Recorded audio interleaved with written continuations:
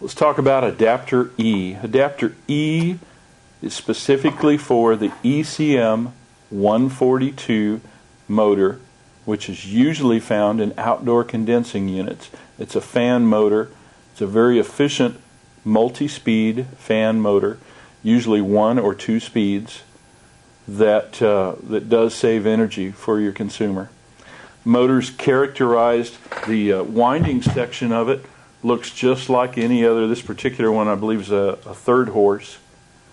It looks like just any other 1/3 horsepower winding section, except it may be sealed. No, it's actually, it doesn't have the air holes, so it's sealed a little better than the regular motors. But we can pretend this is one of them.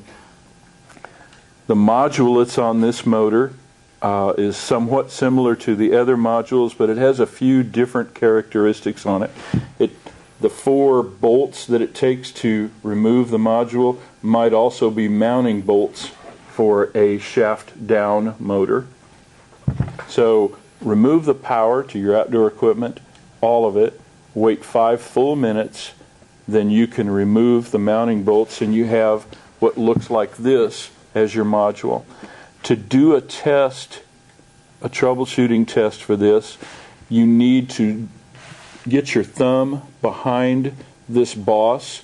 Usually your conduit is connected between here and your circuit board, and that keeps the wires out of the way of any fan blades. You'll have to slide this boss up and out of the way, allowing you to access the wires, because you're going to test this thing with the unit closed again. There you'll find that there's a connector with with either 2 or 3 wires connected to it. That is your low voltage signal connector. You squeeze those tabs together and disconnect that connector.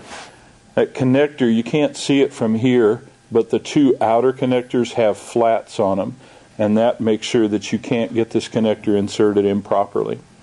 As you pull that away, you'll see that there are 3 wires left. Generally, the one in the middle is a green with yellow stripe ground wire, and the 2 outer ones are the 2 legs of your 230 volt power supply.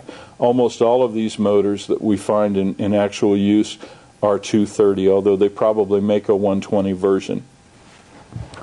Your adapter is made so that it has a right angle built into it, so that it can fit in its space with the module bolted onto there again. And when you get to the power harness that's made for bench testing for this, you'll also see that it has right angle connectors for the flag terminals there to make this unit enabled to fit back together while it's being tested. Adapter E comes with its own magnetic overlay card for use in the Universal Zebra.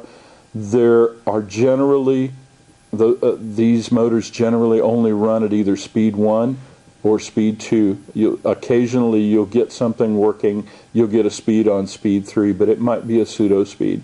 Generally you'll see them only used in 1 or 2 speeds. You don't want to operate this motor without it being connected onto there for safety reasons. That pretty much wraps it up for Adapter E.